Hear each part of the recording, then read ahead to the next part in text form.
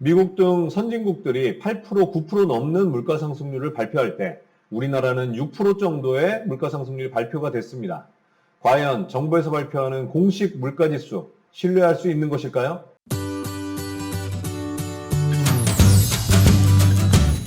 6월 기준 미국, EU, 영국 등은 8%에서 9%가 넘는 물가 상승률을 기록했습니다. 반면에 GDP보다 교역량이 더 큰 이렇게 극단적으로 대외 의존도가 높은 대한민국의 물가 상승률은 6% 정도가 발표됐습니다.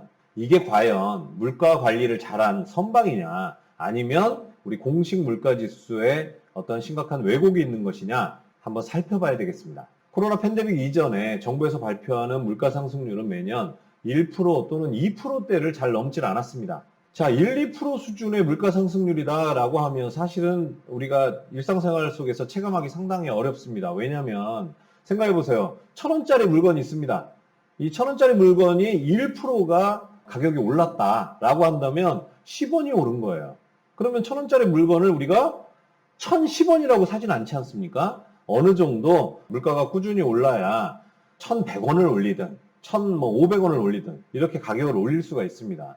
1, 2% 정도는 우리가 체감하기가 상당히 어렵습니다. 반면 명절을 치르기 위해서 우리가 장 보는 걸 한번 생각해 보시죠. 어떠세요? 물가가 상당히 올랐다는 걸 우리가 쉽게 느낄 수 있지 않습니까? 이렇게 우리가 일상생활 하면서 체감하는 물가 상승률을 본다면 정부에서 발표하는 체감하기 어려운 1, 2% 정도의 상승률은 뭔가 실제하고 거리가 멀다라는 것을 눈치를 챌 수가 있습니다. 자, 정부가 발표하는 이 물가 상승률에 왜곡이 있다는 것을 제가 다른 사례들을 몇 가지 좀 말씀드려 볼게요. 여러분들 해외여행 가실 때 각 나라 또는 도시마다 물가를 비교하기 위해서 어렵게 통계를 우리가 조사하기는 어렵고요. 각 나라마다 다 있는 맥도날드의 빅맥의 가격을 가지고 그 도시마다의 상대 물가를 비교를 해보셨을 겁니다. 이걸 바로 빅맥 지수라고 하는데요. 짜장면 지수라는 게 있습니다. 짜장면 지수는 전 세계 물건값을 비교하는 건 아니고 우리나라의 시대별 물가를 비교하는, 손쉽게 비교하는 방식인데요. 제가 대학에 들어가던 30년 전에 짜장면 값이 약 1,000원 정도 했던 것으로 기억합니다. 물론 지역마다 차이는 있습니다. 지금 짜장면 값은 어떻습니까? 약 6,000원 정도 하는 것 같습니다. 자, 그러면 30년 동안 1,000원에서 6,000원으로 짜장면 가격이 상승했다. 그러면 연복리로 6.2%씩 가격이 상승한 걸로 계산이 됩니다. 그런데 그 30년 동안 정부에서 물가 상승률을 6.2%로 발표한 적이 없죠. 정부 발표 공식 물가지수와는 짜장면 가격의 이 변동 6.2%는 상당한 차이를 보입니다. 30년은 너무 과거의 고성장 경제가 반영이 좀 되니 지금의 이제 저성장 경제의 물가 상승률을 얘기하기에는 좀 왜곡될 수도 있다. 이렇게 본다면 지난 10년간, 최근 10년간의 된장찌개 값으로 한번 계산을 해볼까요? 10년 전의 된장찌개 값, 기억하시는지 모르겠지만 대체로는 5,000원을 잘 넘지 않았던 것 같습니다. 5,000원 정도면 싸지 않은 가격이었고요. 4,000원, 4,500원 정도 했었는데요. 지금 된장찌개 값 어떻습니까? 이제 한 7,000원 정도 되지 않나요? 그러면 과거에 4,000원, 4,500원에서 지금 7,000원으로 10년간 이 된장찌개 값의 가격 변동을 계산해 보면 약 4% 초반 정도의 연복리 상승을 계산할 수가 있습니다. 지난 10년간 연복리 4% 초반 정도의 물가 상승률은 정부에서 발표한 공식 소비자 물가 상승률과는 상당한 차이가 있습니다. 우리 국민들은 지금 코로나 팬데믹을 거치면서 나타난 이 강력한 물가 상승률에 지금만 고통받고 있는 게 아니라 사실은 지난 10년, 20년 그보다 더 긴 시간 동안도 이미 적지 않은 물가 상승률로 일상생활에서 어려움을 겪어왔습니다. 그런데 왜 정부에서 발표하는 공식 소비자 물가지수는 항상 그렇게 낮게 발표되는 것일까요? 그 의문은 지난 2월에 발표한 서울대 장용성 교수의 논문에서 해답을 찾을 수 있는데요.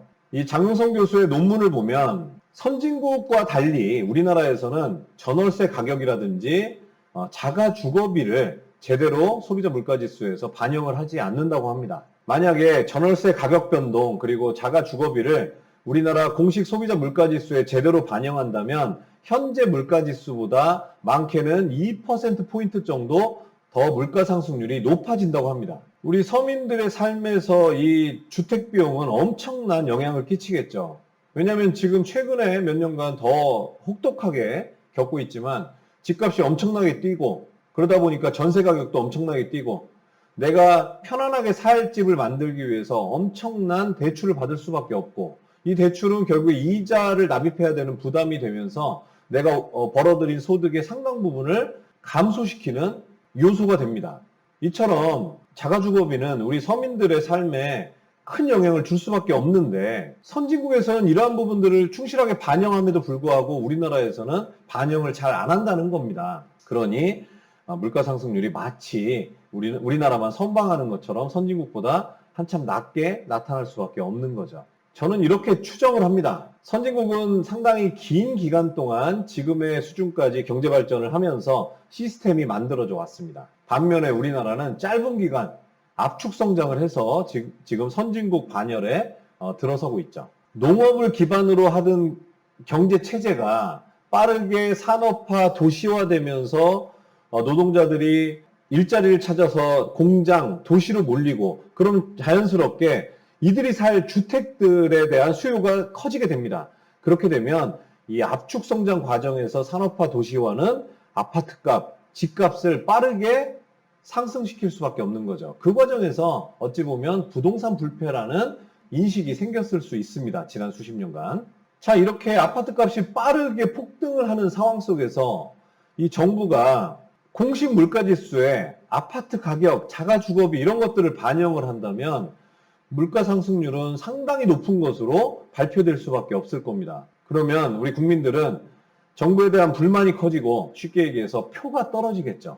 그러니 아마 어느 정부도 이 물가 상승률을 정상화시키기 위해서 자가주거비, 주택비용을 물가지수에 제대로 반영하는 변화를 행하기가 쉽지 않았을 것으로 추정됩니다. 그래서 지금까지 우리는 왜곡된 물가지수를 보면서 여러분들의 자산 관리하는 데 있어서도 그 지수 때문에 왜곡을 겪고 불필요한 손해를 겪고 계시지 않을까 추정을 해봅니다. 물가가 오르는 것은 자산가들보다 자산이 상대적으로 적은 서민들에게 훨씬 더 불리합니다. 물가가 상승하면서 자산 가격은 따라서 상승하게 돼 있습니다. 그러나 자산이 적은 서민들은 매달 벌어들이는 월급 소득으로 생활하기가 급급하겠죠. 그러면 물가가 오르는 만큼 이 소득에서 실제로 우리 생활을 위해서 쓸 수 있는 그 돈, 이것을 이제 가처분 소득이라고 하는데요. 가처분 소득은 물가가 오르는 만큼 상대적으로 줄어들 수밖에 없습니다. 자, 물가라는 거 쉽게 얘기하면 이렇습니다. 10%가 물가가 오르는 걸 겪고 난 1년 뒤에 여러분들 월급이 그대로라면 실제로 여러분들은 1년 전보다 똑같은 월급으로 10% 정도를 물건이나 서비스를 덜 사게 됩니다. 작년에도 월급이 500이었고 올해도 월급이 500인 분들은 월급은 그대로지만 물가가 10% 오르는 사이에 실질적으로는 월급이 450만 원으로 줄어드는 효과가 생기는 거죠. 자, 물가가 올라도 서민들은 손해인데 이 물가 상승률이 제대로 발표가 안 되면 정부의 발표니까 그 신뢰를 가지고 물가 상승률을 우리가 우리 일상생활 또는 자산관리에서 반영을 하면 어떤 일이 생기냐면 정부에서 발표하는 게 물가 상승률이 2%밖에 안 된다라고 국민들이 그대로 믿는다면 3% 이자를 주는 적금을 우리 국민들은 가입을 하면서 물가는 2% 오르니까 실제로는 3% 이자를 주면 내가 그래도 물가를 커버하고도 이자가 좀 생기겠구나 이런 착각을 하게 됩니다. 근데 실제로 정부 발표처럼 2% 물가가 오르는 게 아니라 미국처럼 9% 정도가 올랐다고 한번 계산을 한번 해보죠. 그러면 3%짜리 적금을 부어서 1년이 지난 시점에 이 투자자는 3% 이자를 번 것이 아니라 6%에 되는 겁니다.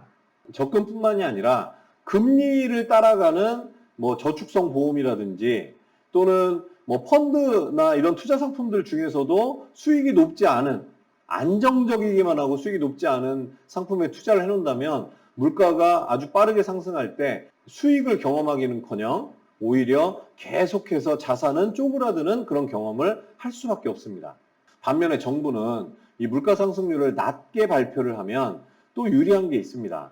뭐 대표적인 것이 국민연금인데요. 국민연금은 물가 상승을 반영한다.